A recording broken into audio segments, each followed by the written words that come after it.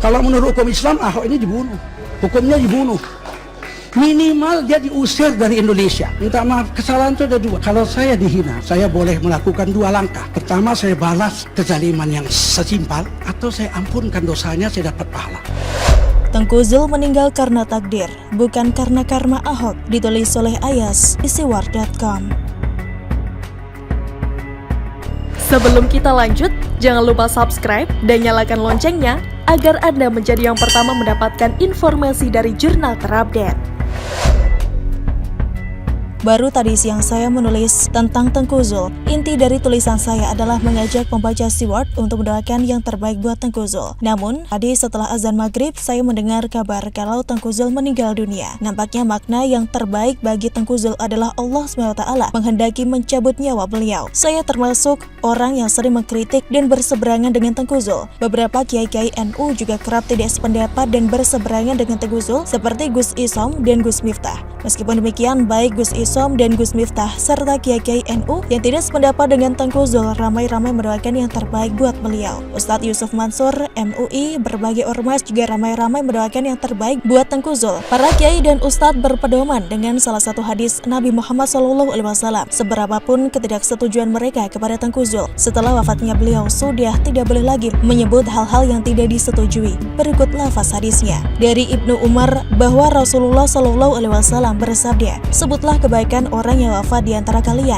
dan janganlah menyebut keburukan mereka. Hadis riwayat Abu Daud. Sanad ini dinilai doif oleh para ulama, tetapi ada beberapa hadis sahih lain yang serupa maknanya. Kesimpulannya, seburuk apapun perilaku orang yang sudah meninggal, tidak perlu lagi disebut keburukan-keburukannya. Orang tersebut tetap harus didoakan yang terbaik. Urusan nasib di akhirat nanti bagaimana, itu menjadi wewenang Allah Subhanahu wa Ta'ala. Maka dari itu saya mengajak kepada pembaca Siward untuk tidak mengaitkan kematian Tengku Zul dengan karma Ahok dan Jokowi. Tengku Zul memang orang yang semasa hidup sering menghina dan mencaci maki Ahok dan Jokowi, bahkan mendoakan yang jelek-jelek untuk keduanya. Tapi kematian Tengku Zul bukan karena karma atas perbuatannya ke Ahok maupun Jokowi. Saya yakin Ahok maupun Jokowi sudah memaafkan Tengku Zul dan bersedia mendoakan yang terbaik buat Tengku Zul. Dalam ajaran Islam, mati adalah masuk kategori takdir mubrom, yaitu takdir yang tidak bisa diubah oleh manusia dan ketentuan mutlak dari Allah Subhanahu wa Ta'ala, yang pasti beliau dan manusia tidak diberi peran untuk mewujudkannya. Contoh takdir mubrom adalah kelahiran, kematian manusia, jodoh hingga hari kiamat. Sebab tidak ada manusia yang mengetahui kapan seseorang akan lahir maupun mati, sehingga itu hanya menjadi rahasia milik Allah SWT.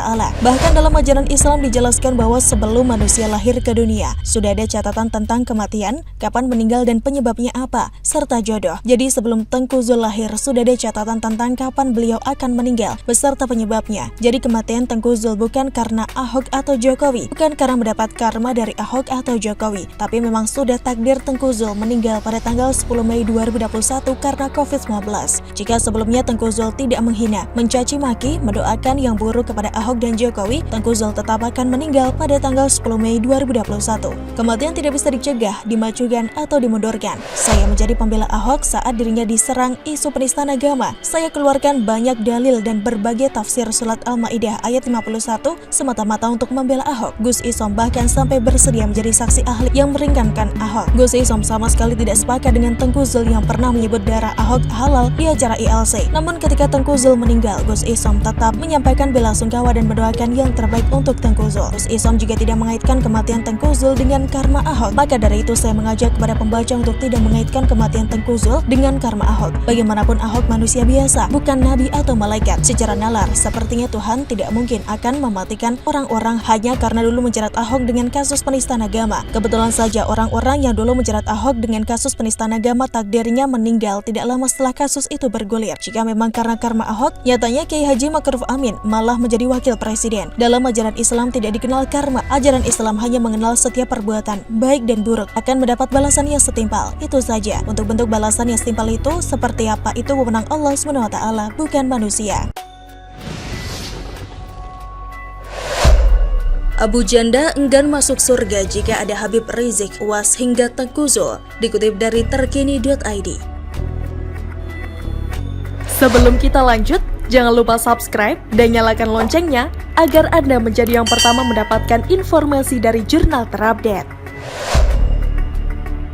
Permadi Arya alias Abu Janda, pegiat media sosial ini menganggap perihal kisruh pro kontra terhadap pidato kebangsaan Gus Miftah di gereja. Melansir dari unggahan di akun Instagram miliknya, Abu Janda mengomentari adanya pihak yang mengatakan jika masuk surga adalah haram. Menurutnya, tidak apa dirinya secara pribadi pernah masuk surga, mengucapkan selamat Natal masuk neraka. Dibandingkan katanya jika harus masuk surga namun bertemu dengan Habib Rizik Syihab, Ustadz Abdul Somad alias Uwas hingga Tengku Zulkarnain, Abu Janda rela masuk neraka ketimbang harus bertemu dengan orang-orang tersebut. Jika saya sebagai muslim bakal masuk neraka, menurut mereka hanya karena saya mengucapkan selamat Natal atau karena masuk ke dalam gereja, so be it, biarkanlah. Isnya dikutip dari terkini.id, Minggu 9 Mei 2021. Minimal di akhirat nanti saya tidak akan bertemu Rizik CABUL, Somad, Tengku Zul DKK, Najis tralala juga kalau harus ngabisin kekal selamanya bersama mereka, imbuhnya. Menurutnya, dirinya mengagumi setiap arsitektur serta desain interior dalam gereja. Berbeda dengan beberapa ulama yang mengharamkan masuk gereja. Gara-gara Gus Miftah ceramah di gereja, Somad langsung keluarkan fatwa haram muslim masuk ke gereja. Ujarnya, alhamdulillah saya muslim dan saya sudah keluar masuk gereja mengagumi keindahan arsitektur dan interiornya. Lanjutnya, sementara itu di lain pihak, pegiat media sosial Denny Siregar mengomentari soal kabar mantan Wasekjen MUI Tengku Zul yang dikabarkan masuk ke rumah sakit Tabrani Pekanbaru. Denny Siregar pun lewat cuitannya di Twitter pada Minggu 9 Mei 2021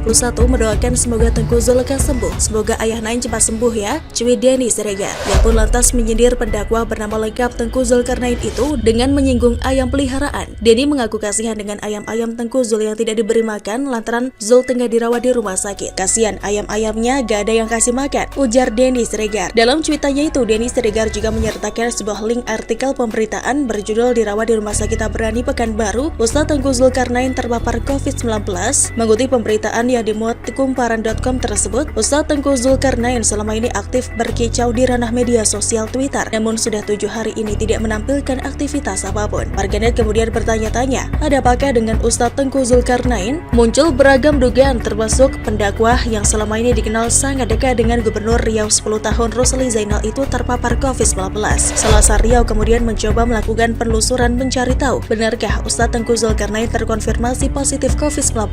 Informasi diperoleh, pendakwa berdarah Melayu Deli Sumatera Utara ini dikabarkan sedang dirawat di Rumah Sakit Tabrani, Jalan Sudirman Pekanbaru. Petugas keamanan Rumah Sakit Tabrani Pekanbaru mengakui memang ada pasien bernama Tengku Zulkarnain, namun ia tidak tahu apakah laki-laki berusia parubaya tersebut positif COVID-19.